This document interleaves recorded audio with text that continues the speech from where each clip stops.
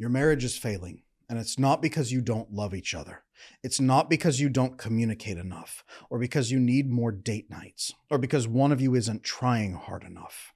Your marriage is struggling because you're both running invisible programs from childhood that are designed to protect you, but they're destroying your relationship instead. These are called insecure attachment patterns, and they're sabotaging 70% of marriages without couples even knowing it. Maybe you keep having the same fight over and over, just with different details. Maybe one of you always shuts down, while the other one gets more and more desperate for connection. Maybe you feel like you're married to a stranger sometimes, or like you're constantly walking on eggshells, or like no matter what you do, it's never enough. You've tried everything, but nothing sticks. The patterns keep coming back, and you're starting to wonder if you married the wrong person. I'm Adam Lane Smith, the attachment specialist, and I've worked with thousands of couples who thought their marriages were doomed. What I've discovered is that most relationship problems aren't actually relationship problems at all. They're attachment problems. When you understand the nervous system patterns that were wired in your brains before you could even speak, suddenly everything between you makes sense. Your fights, your disconnections, your cycles of closeness and distance, it's all attachment patterns playing out. In the next few minutes of this video, I'm going to help you identify exactly which insecure attachment patterns are running inside your marriage, why these patterns developed, and most importantly, how to break them. You're going to see your spouse's behavior in a completely different light than ever before, and you're going to get the roadmap to build the secure, lasting marriage that you both actually want. So let's do an attachment reality check. What's really running your marriage right now? Well, the truth is that your childhood is still in charge. Your brain formed attachment patterns between the ages of 0 and 7 based on how your caregivers responded to your needs. There's a difference between what happened to you versus what you learned about relationships. Maybe your parents were very inconsistent in meeting your needs, and then what you learned is no one will ever care about my needs. You might have had somebody who was very inconsistent, chaotic, not paying attention. Maybe they were back and forth, hot and cold, but your brain learned, I'm not good enough to warrant somebody's attention or time. I'm not good enough and I don't deserve love. Maybe your parents were overwhelming and smothering or hurtful to each other and to you, but you learned no one is trustworthy and emotions are evil. Now, these programs that were built into you, these beliefs that your toddler and infant and child brain formed, not logical, not from an adult's logical standpoint, these programs automatically activate today in your adult marital stress. Regardless of your conscious intentions, these old beliefs are still playing out. Now, there are 3 insecure attachment patterns that are destroying modern marriages. And as you know, I've been updating the field of attachment theory. Each of these has 2 subtypes. Today, I'm going to focus on the main types to keep things as simple as possible for anyone new who might be joining us. Okay, but look at my other videos for a breakdown on the larger subtypes and how those activate. What you need to know right now is there's 3 main insecure patterns. There's secure attachment, which is what you're going to be striving for, but insecure attachment. First is anxious attachment. This is not you have anxiety. Every person with insecure attachment has anxiety feelings. Anxious attachment says, I am not good enough. There's something wrong with me. I don't deserve love. I need constant reassurance that I'm okay, or I think the relationship's ending. I am afraid of abandonment. And if I get abandoned, I feel like I'm going to die. Anxiously attached people are approval seeking. They're fawning, meaning they're endlessly catering to others. They can tend toward codependence. They can tend toward all kinds of acceptance of bad behavior toward them because they don't think they deserve any better. Then there's avoidant attachment, the partner who values independence and fears being controlled by others. This person grew up in a family pattern where they were overwhelmed. There were arbitrary needs demanded of them, arbitrary expectations they didn't agree with, hurtful behaviors generated and toward everybody, not just them. So they learned other people are not to be trusted, especially when they're emotional. So I need to pull away and never let anyone get close to me or have power over me ever again. And then there's the disorganized people. They can't fit neatly into either one, meaning cannot be neatly organized into either category. They have both anxious and avoidant tendencies. They swing between needing closeness or craving it, but pushing it away because they're afraid of it at the same time. And there's two extreme versions of this one, especially quiet disorganized, where they are mostly avoidant on the outside, but a little bit of secret anxious. And then there is loud disorganized, what we'll mostly probably focus on here today. Loud disorganized style is big and explosive and expressive and chaotic and adapts wildly based on if they're with an anxious person or an avoidant person. They're going to become the opposite. They got disorganized and got both styles with more trauma than the average person. So their brain learned, I'm never safe unless I'm flipping back and forth in my behaviors, and I can't be steady because I'll get hurt. Now, I was a licensed marriage and family therapist for many, many years, okay? I went through the training, I went through the programs. They can be good in many fashions, but unfortunately, attachment theory is not taught to the majority of therapists or psychology professionals at all. So most therapy advice assumes everybody has secure attachment. It doesn't recognize these different patterns, these brain pieces. These brain pieces, by the way, even have different neurologies. The brain structures form differently. Your brain chemicals are different. Your bonding hormones are different, but we don't account for that in the field of psychology. So unfortunately, traditional marriage advice that you're going to get to try to fix issues assumes everybody has secure attachment and that you can all regulate your emotions. And then we're just going to add couples dates. We're going to have very clear conversations. We're going to talk more. We're going to share more. You can see how that's not going to work for someone who, number one, the one spouse thinks that they are the scum of the earth who doesn't deserve love, and the other spouse who believes that emotions and openness are dangerous. You put them in a couples session and say, just talk more. Have couples dates. Talk more. Have you tried holding hands? Right? Most marriage advice does not work because it doesn't account for attachment styles.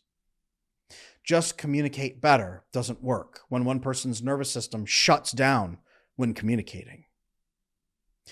You can't think your way out of nervous system programming that formed before conscious thought. This is rooted so deeply in you that your brain formed around it. Your chemistry is formed around it. Now you just have to communicate better and hold hands. No. So let's talk about what each attachment style is feeling and experiencing and living inside of a marriage and how it shows up in the marriage. So you can see if this is you or if it's your spouse. Let's start with the anxious person, okay? Anxious marriage, love feels like an endless battle for survival. To stay loved means I will live. To lose love means I will die. The anxious person's internal experience is very, very, very sad and breaks my heart whenever we talk about it. The constant fear of abandonment drives chasing, pursuing, over-accommodating, constant check-ins, reassurance-seeking behavior. Okay? Massively elevated cortisol, stress hormones flooding their system, hypervigilance around perceived rejection, perceived not being good enough, perceived being too much, perceived abandonment, perceived boredom, and incredible emotional dysregulation.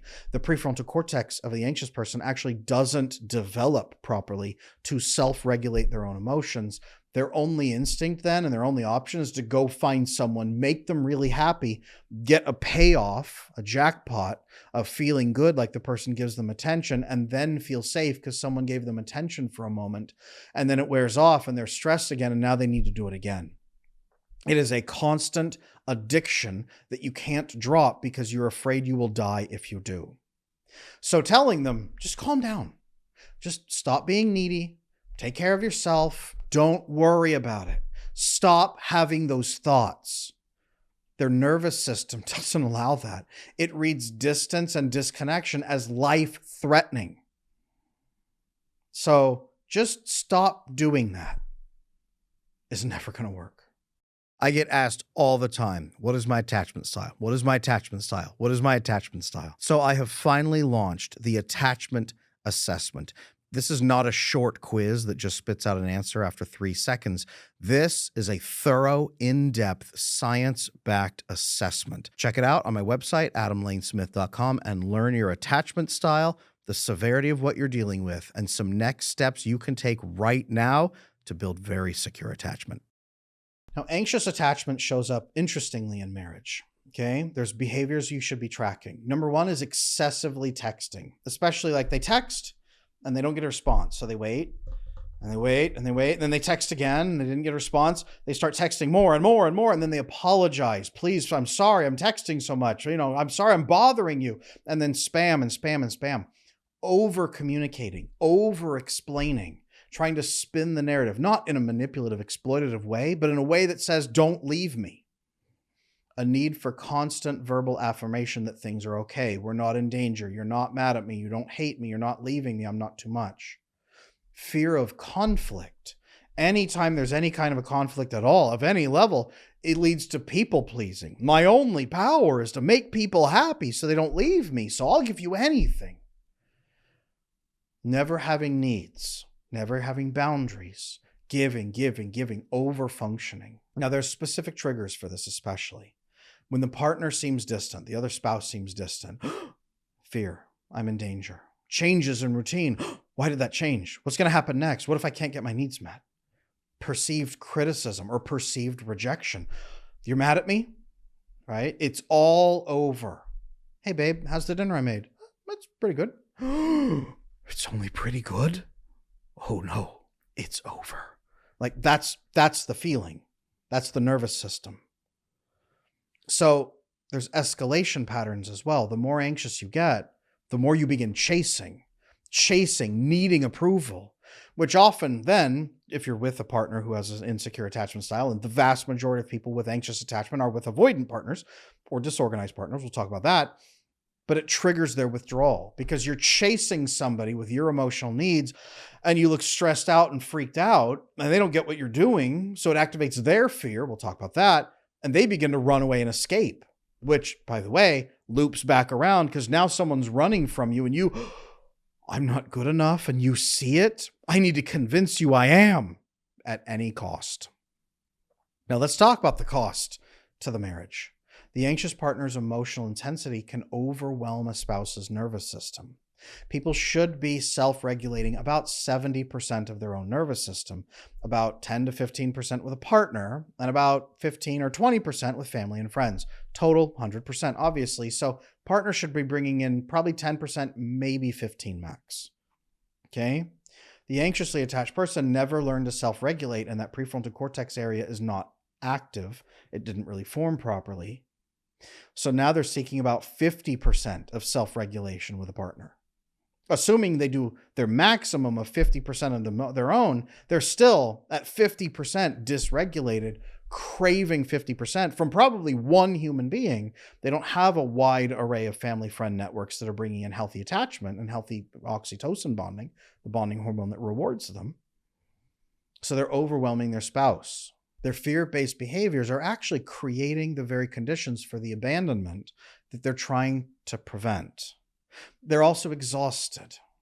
Then they get resentful as they overperform for 10, 15 years to a spouse who never meets their needs in return because number one, they might not know what they are. Number two, they might be very selfish. And number three, even if that's not the case, they don't have any clue how to help you because they don't understand those emotions themselves because they have attachment issues too. One partner becomes responsible for the other person's emotional regulation, and then both feel like they're overperforming in a relationship. Massive, massive resentment on both sides. This is what leads to the majority of divorces, by the way. So anxious people, number one, after all that, you're not too much. You're not bad. You're not the problem. You're not ruining everything. You are going to need to learn to regulate your nervous system. And we'll talk about that here in a little bit, okay? There is a solution to all of this. I want you to know that, okay? We're going to talk next about the avoidant partner. When love feels like a trap. The avoidant partner's internal experience is very different. They have a fear of losing independence, safety, basically, through control. I am only safe when I have control and distance. I have control and distance. I live on a little island within a castle with walls and everything that I can shoot at people who try to encroach upon my island fortress. I may choose to allow you near me. You can park your boat at the dock, but we may burn the dock down at some point if you are not appropriate with the dock privileges, okay? The avoidant person learned in childhood other people's emotions are dangerous and too powerful. And if they get control of me, they will force me into what's called coercive soothing, where I am forced to cater to their emotions, no matter how irrational or arbitrary they might be. I'm not willing to do that. You're going to see very quickly how the anxious person saying, please help me feel better, feels like coercive soothing, and the avoidant person perceives it as a threat, right? But that feeling drives withdrawal. Whenever there's closeness or connection or bonding, the amygdala, the fear center of the brain, says, we're getting too close to someone, we're in danger, and it pulls away emotionally. It shuts them down. Their prefrontal cortex is overdeveloped and squashes emotional expression. So an avoidant person usually doesn't even know how they feel, and they won't feel it even until later upon very careful introspection if they bother.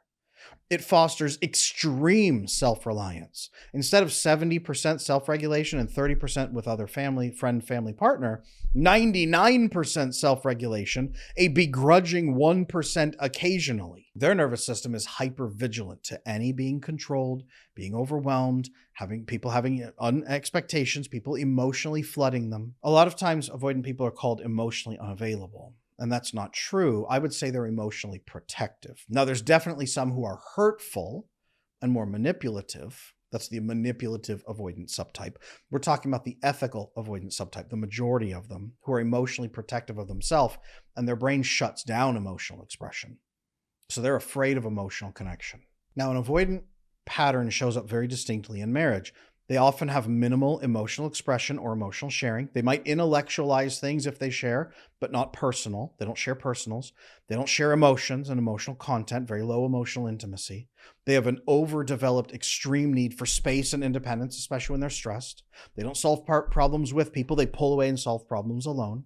They're more likely to be dismissive of people and say, well, that's not important. And they squash other people's emotions just like they squash their own, because they don't usually understand how badly that feels to a person who isn't avoidant. And they have extreme discomfort with other people's emotions. They don't know what to do. Now, their triggers are usually their partner having emotions, actually, other people having feelings, relationship talks, needs, pressures for intimacy, pressures for commitment. I say pressure. Now, pressure could simply be, we've been dating for about 2 years now. Have you thought about marriage? Pressure. Right? The nervous system wheezes. Oh God, it's happening. They're also usually very dopamine dependent because they don't get the bonding hormone oxytocin, the love closeness hormone. Their receptors are closed from chronic sympathetic nervous system activation, constant stress mode. So the receptors are blocked. So now they can only really get dopamine as their source of connection. Dopamine lasts, novelty dopamine, maybe 5 to 7 months maximum for a new partner. Then it craters and falls off a cliff. Then their sex drive starts to die toward that person. Their desire starts to die. In a marriage, they feel disconnected and unsatisfied, but don't believe there's anything they can do about it. Now, they have a tremendous amount of protective processes and strategies in place.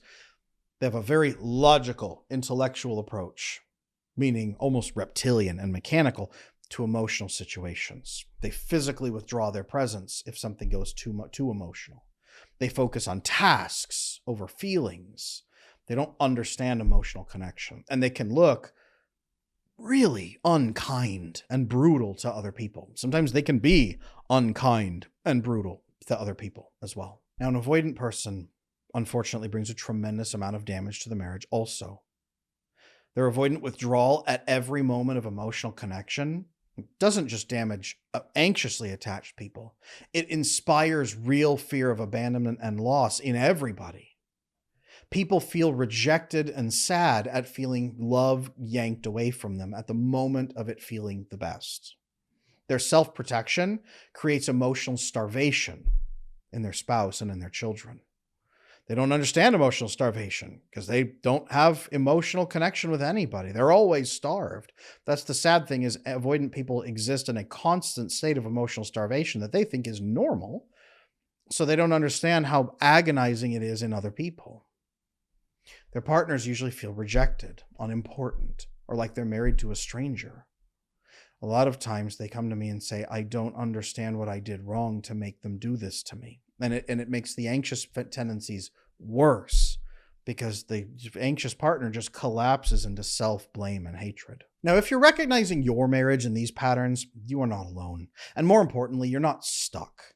Understanding attachment, though, is just the beginning. The real transformation happens when you learn how to work with your nervous systems instead of against them. I've created a comprehensive marriage course that teaches you exactly that. How to build secure attachment patterns together. The link for that is in the description below, and I guarantee it will change how you approach every interaction with your spouse. I know that a lot of the people watching this show right now have had attachment issues for their entire life. That's why I want to invite every single one of you to check out my attachment repair program.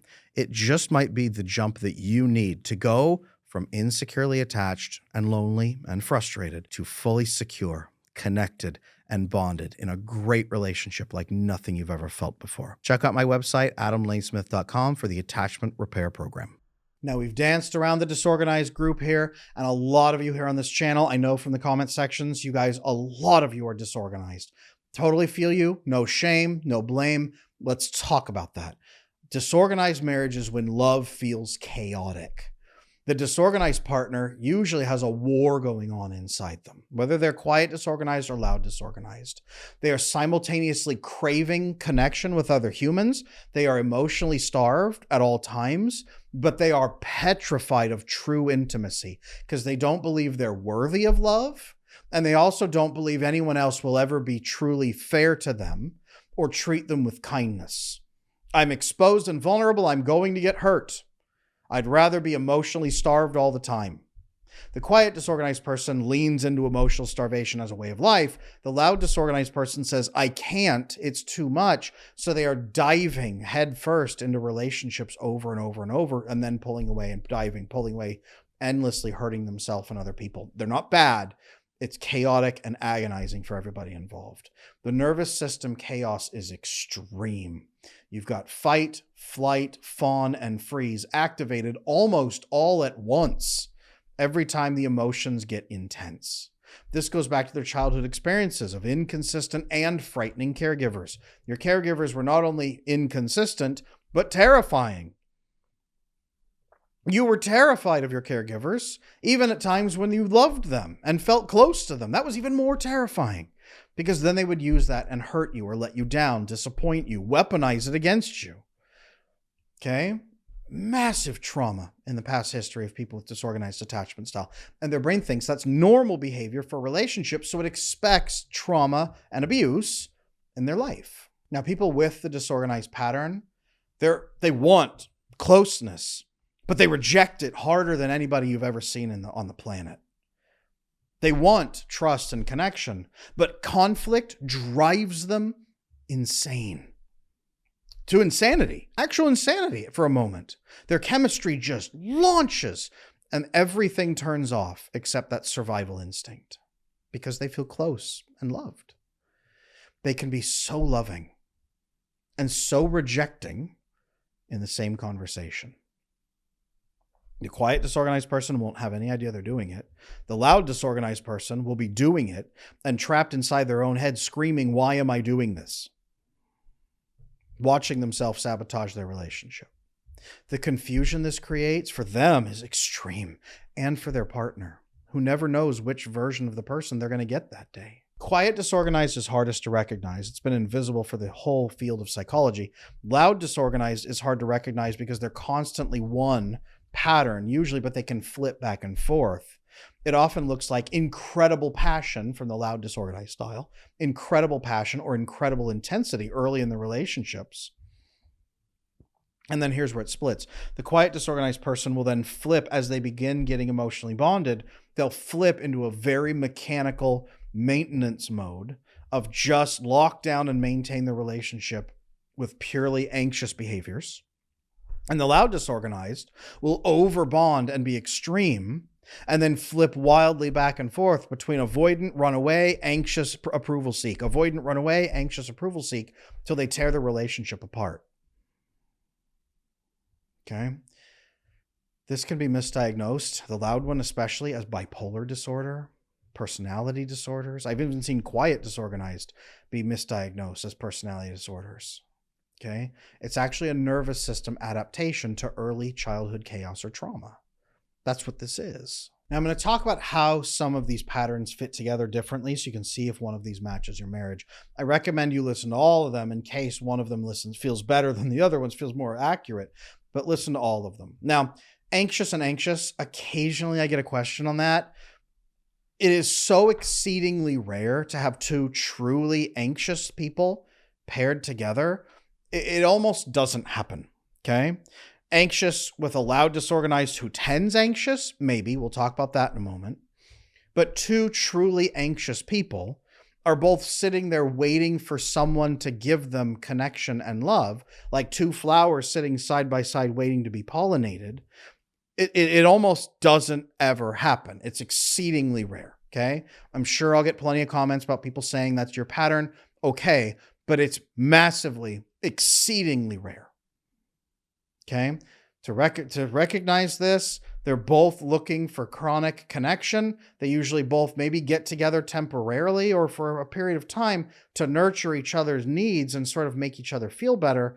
But it has a very low satisfaction rate if it ever happens, typically. So let's skip through that one, to be honest with you. It's not going to be the case. If one of you out there is having it, send me an email, support@adamlanesmith.com, support@adamlanesmith.com. We can talk about it. But it's so exceedingly rare that there's not much purpose in spending a lot of time on it right now. Now, the anxious and avoidant, that's the one we spend most of the time on because it is by far the absolute most common dynamic of all time, okay, with the insecure styles. One chases for approval, the other one runs away, which makes the other one chase harder, which makes the other one run away, which makes the other one chase harder, which makes the other one run away. Then they have babies. Then it gets worse. Then there's resentment. Then there's hurt. Then there's upset. The family rips apart. At 15 to 20 years, they get a divorce. Okay? I've seen this again and again and again. Not always do they get divorced, but quite often. Each partner is actively, accidentally triggering the other one's deepest fears over and over and over and over. This has the most explosive fights that are consistent, but also the strongest bonds, and especially the strongest bonds when they become healthier because they can understand their nervous systems regulate and connect with each other. So there is hope. There is plenty of hope, but it takes a lot of work. Doable though, very doable. Avoidant and avoidant. I've seen a few of these, and they're very interesting because usually it's fascinating. Two avoidants, one of them will take dominance and be more avoidant than the other, and the other is just kind of like avoidant but nervous, and the other one's avoidant but a little more aggressive. I've noticed this many times. Quite often, not always, but quite often, the more aggressive avoidant is the woman, and I'll hear men say like, yep, if I ever get really sick, I know that she's going to leave me. And I look at the woman and she goes, yeah. Like massive level avoidant, okay? They don't solve problems together. They're alone. They usually get together to give each other dopamine and exchange dopamine and then move away. Avoidant partners drift into emotional distance without much conflict, and there's nothing holding them together because no one chases, so they're like, okay. They might have a peaceful relationship, actually, which is fascinating, but it lacks intimacy and connection quite often. Now, they might compensate for that with dopamine binging and novelty seeking. But again, there's not a lot keeping them together, right? Two magnets that are the same polarity are actually going to repel each other. This is often the case. Very rarely do I see an avoidant and avoidant work long term. Okay. It might be a second, third, or fourth marriage or something like that where I see it play out. But very rarely, and especially usually not younger couples, older couples who get married older to avoidance sometimes then. It's a slow death of the relationship, though, usually through benign neglect and neither one knowing what to do. Now, any of these, anxious or avoidant, mixed with disorganized, the loud disorganized person, they're the only ones that really pair up with the other groups. The loud, disorganized mixed with anxious or avoidant creates wild chaos. The avoidant person, the loud, disorganized person usually fits to whatever the other person is not. So if the anxious person is there, the loud, disorganized is now hyper avoidant. Okay? They'll flip back and forth with some anxious that confuses the anxious person and confuses themselves, but it disrupts any stable pattern that can exist. They often have a faster shelf life, 3 to 4 months, and then they explode. Maybe longer, but it's incredibly painful and agonizing. They break up 5, 6, 20. Actually, the record, I had one couple who broke up 250 times in 3 years. Okay. That's a loud, disorganized partner. Disorganized partners tend to pair up with each other. They're the rarest of the types, but they can pair up with the other types, and it's explosive, explosive, explosive. Okay. Quiet, disorganized partners really usually only pair with loud, disorganized or personality disorders, because the quiet, disorganized people are so frozen that no one can get through and bond with them except people with an extreme desire to shove through boundaries and then overbond at the beginning. And that's usually the only time that quiet, disorganized people bond is with extreme loud, disorganized or personality disorder types. Okay. If your marriage is showing explosive chaos, massive dysregulation, nervous systems that are just freaking out, hot and cold, hot and cold, hot and cold, different dynamics, and a past history of really painful childhood trauma, probably more likely you've got at least one disorganized person involved. Now let's talk about some really key signs though. Okay, let's dig into the red flags. Signs your marriage is suffering from insecure attachment patterns. Well, red flag number 1, you're having the same fight on repeat. Couples who argue about the same surface issues over and over and over. The real contact here, the real issue, the conflict, the context at play is the attachment fears you're experiencing on the inside. Fights about dishes that are really about feeling valued. Arguments about that one time that you did something are really about connection. Arguments about how you're spending time with friends. We don't get time together. I need more attention. Arguments about whatever. Repeated arguments that never get resolved. You haven't talked about the core issue, and that's usually a good indicator of attachment issues, preventing you from talking about the core issues. These fights don't resolve because the underlying attachment needs are not being addressed, just the surface level stuff, and it's never fulfilled. So it switches from problem to problem to problem without ever having a resolution. Red flag number 2 that your marriage has attachment issues, the emotional reactions don't match the situation. When responses are disproportionate to the trigger, explosive, that's attachment activation. Okay, I'm exploding with emotion, even internally, because you didn't respond to my text and I feel like you're about to abandon me. Maybe I'm not screaming at you, I'm crying. Anxious attachment. When I feel like you've disrespected me for the last time because you, I don't know, whatever an avoidant person might get mad at, because you used emotions in our conversation, because you didn't stop crying when I told you to, whatever it might be. You chased me. You are demanding from me because you want commitment. Okay. And then obviously the loud, disorganized, massive explosions, hot, cold, hot, cold, hot, cold. Hey, do you want to come over on Thursday? I can't believe you would forget that Thursday's the night I trim my fingernails. Right, like loud, disorganized. Okay? Huge explosions.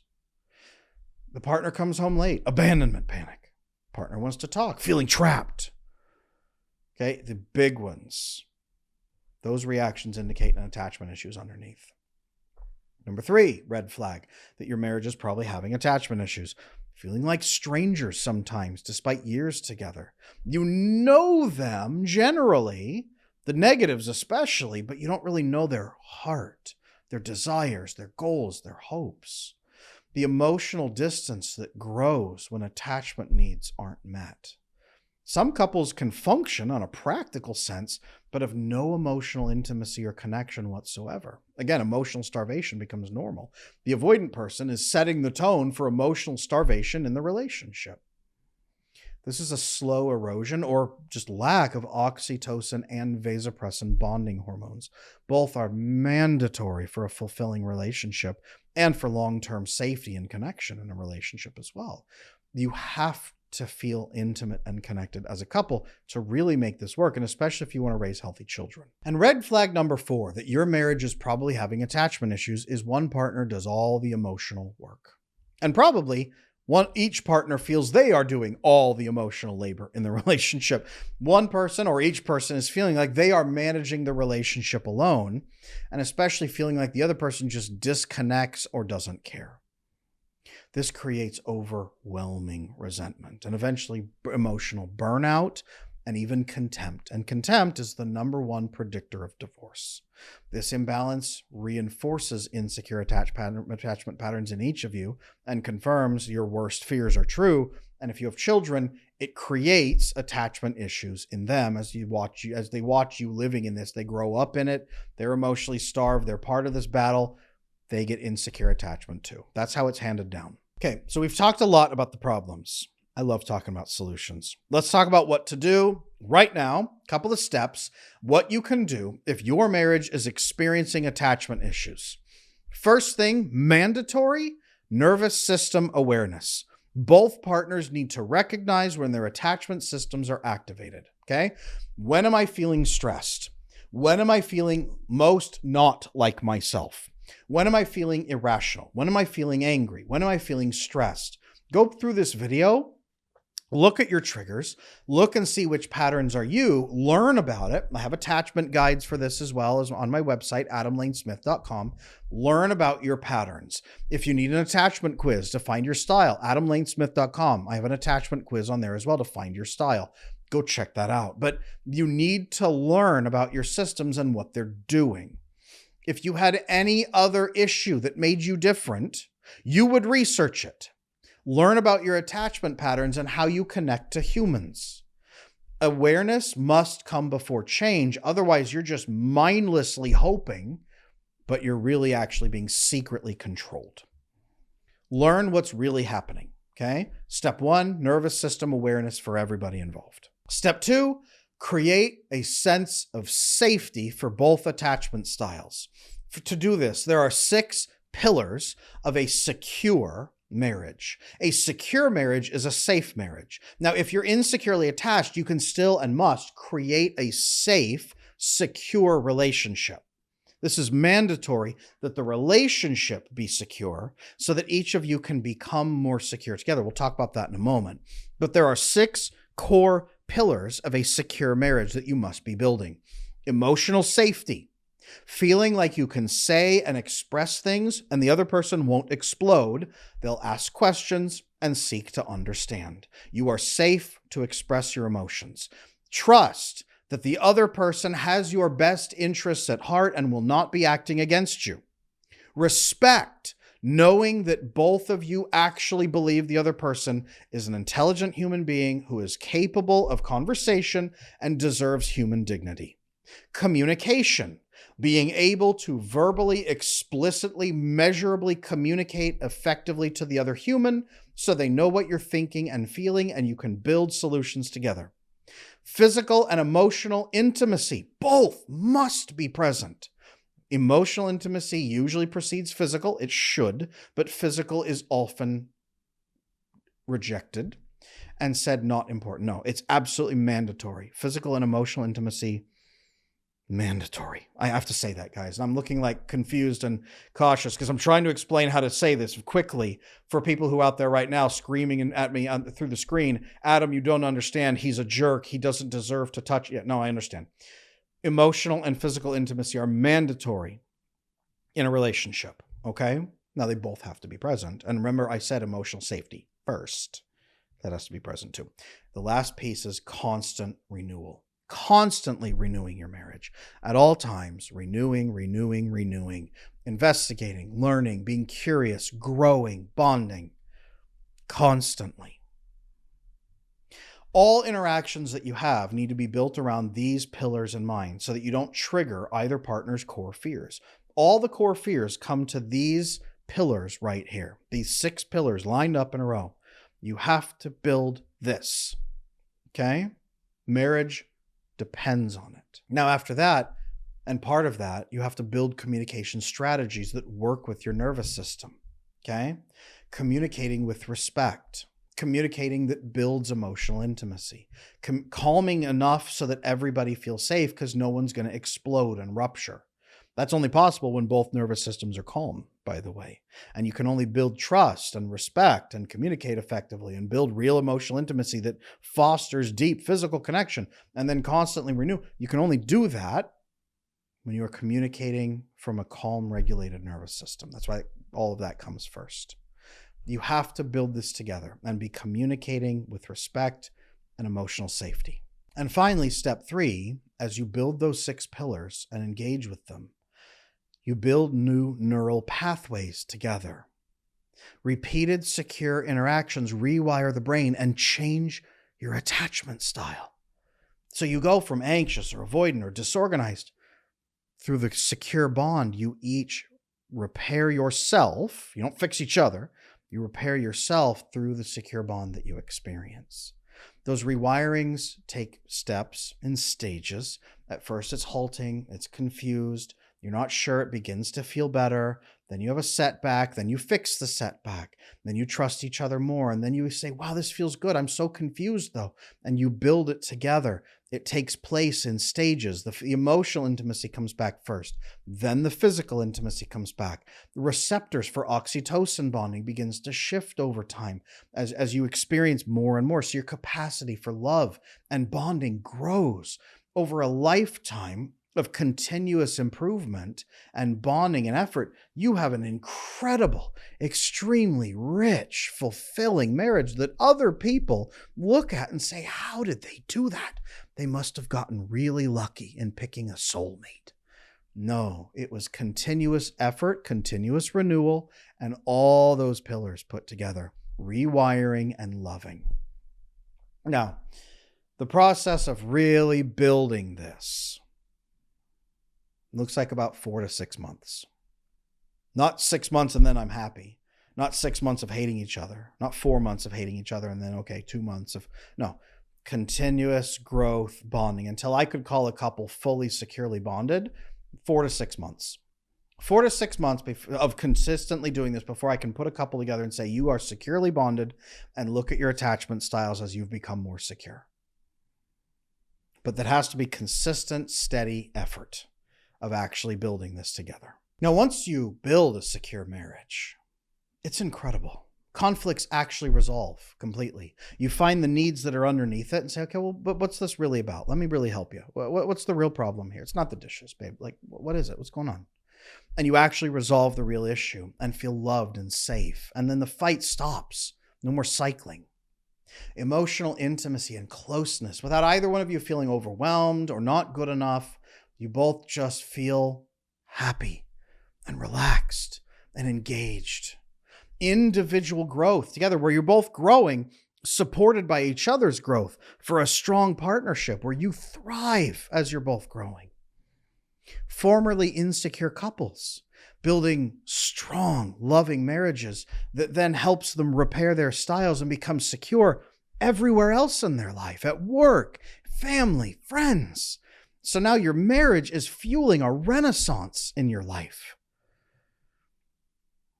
Secure attachment, I want to say this, is learnable at any age with the right approach. I've worked with people as young as 12 up to people who are 79 years old. I know that you can fix attachment, and the brain's neuroplasticity is well mapped out. We have research, extensive brain research showing this, okay?